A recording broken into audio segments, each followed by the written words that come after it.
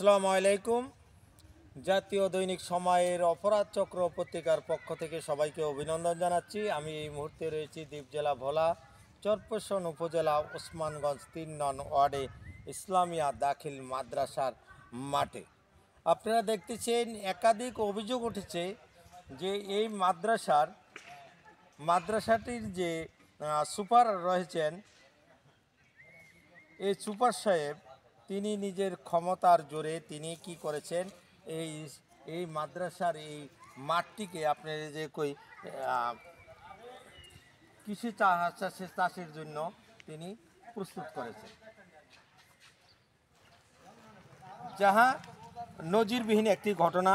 একটি মাদ্রাসার একটি মাঠ, এটি মাদ্রাসার স্কুল ছাত্রছাত্রীদের জন্য বা মাদ্রাসার ছাত্রছাত্রীদের জন্য এটি খেলাধুলার মাঠ, কিন্তু আজ দেখা যাচ্ছে এই খেলাধুলার মাঠটি এই অবস্থা। উক্ত বিষয় নিয়ে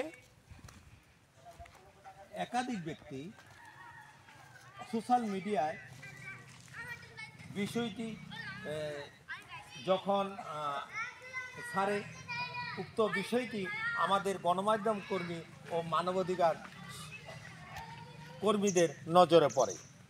সেই সুবাদে আমরা এখন এসেছি এই সরজমিনে। জানা গেছে আব্দুল বাতেন এই সুপার সাহেব তিনি উক্ত এলাকারই একজন বাসিন্দা।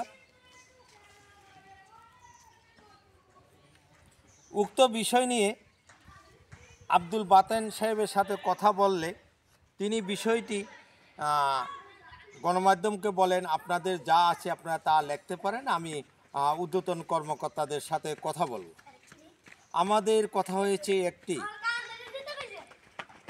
ঊর্ধ্বতন কর্মকর্তারা কি এই বাতেন সাহেবের চাকরি করেন, নাকি বাতেন সাহেব ঊর্ধ্বতন কর্মকর্তাদের অধীনে চাকরি করেন?